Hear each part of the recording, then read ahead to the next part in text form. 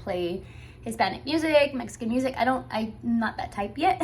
Maybe I'm just not there. What is the brunch for? What is that brunch for?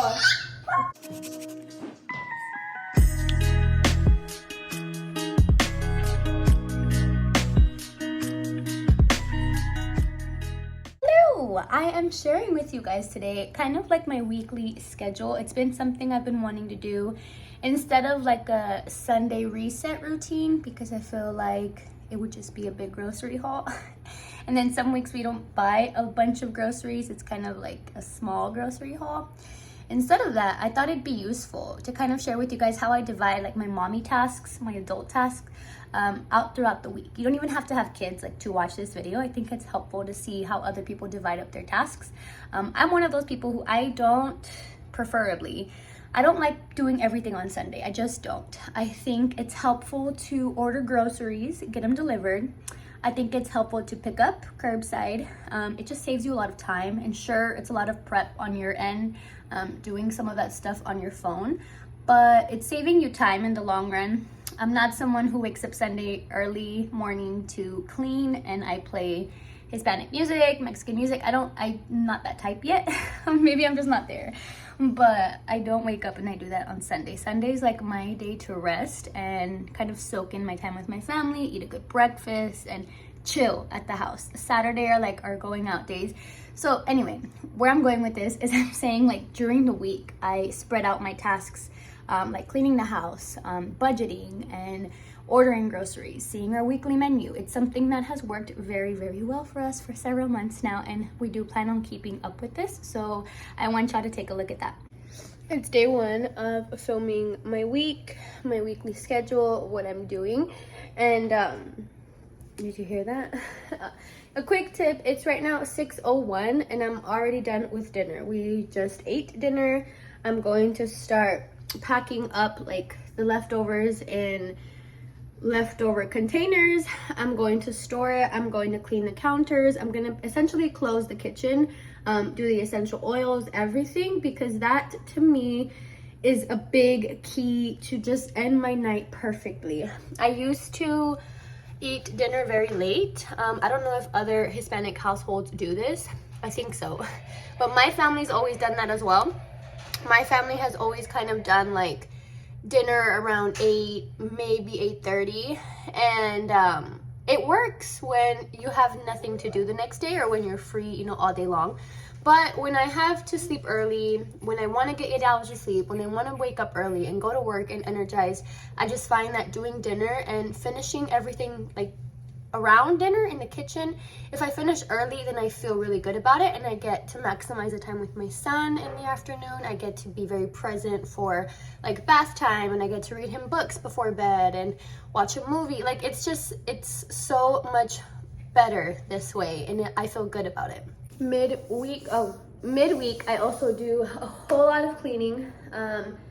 This week was a little bit different because after Labor Day, we had to just unpack from our trip and do a lot of washing clothes, washing sheets, because I've been sick for about the last week and a half. So that was different in the sense that I did that yesterday on Tuesday. Today, Wednesday, is when I really focus on floors. So I've already swept the kitchen and like the living area. Next is to vacuum, and then we also have to mop the floors, of course. This way we're prepped for like the early weekend, and then Friday I don't want to do anything. Saturday we normally have family over or we go out, so I don't really clean up on Saturdays, and then Sundays sometimes, but Sundays are more like for groceries.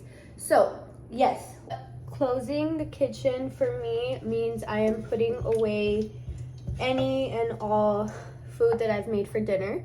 Wow, the lighting is really, really bad. How about this?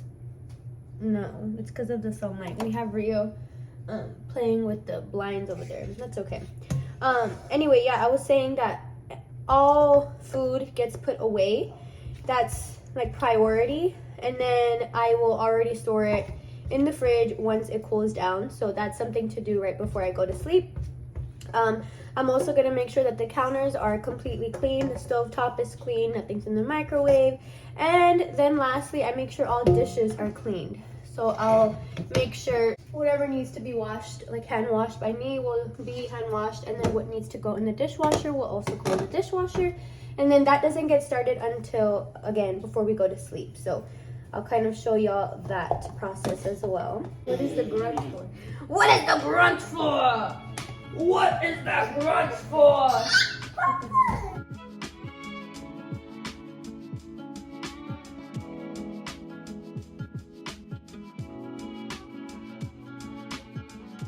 Now this is a part I don't think everyone will agree with me, and that's okay. This is what works for our family.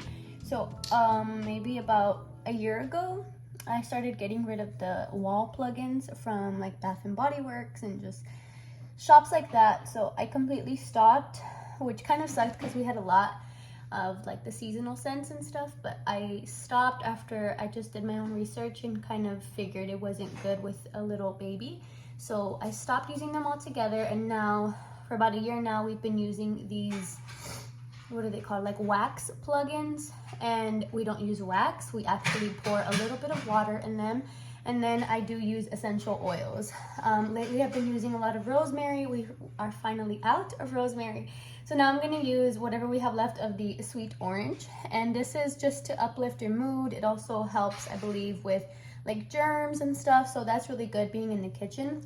We have 2 wall plugins, but we don't use them both, because if I'll forget to turn one off, it can very easily hurt my son. So this one is up on our counter, and I will put like 1 or 2 drops of this, and 1, 2, 3 actually today, and then I go ahead and I turn it on, and it's like a night light. So if we need anything overnight or really late and there's not all these lights on, this serves as the light, which is really neat. And it does make the home, and especially the kitchen, smell like orange. So there we have our little night light. Okay, kitchen is now closed. It is now the next day, and I wanted to share with you guys kind of where I'm at in the week and what needs to still get done, what I plan on doing. So you did already see me clean most of the house, or like the floors and stuff.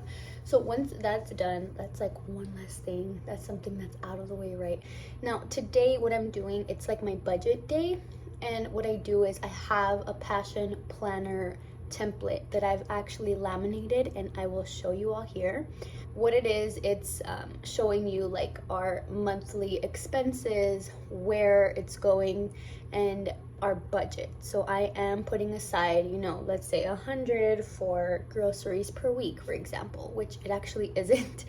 I shouldn't have used that example. We're looking to spend $75 per week on groceries, so to equal 150 every 2 weeks, which is 300 per month.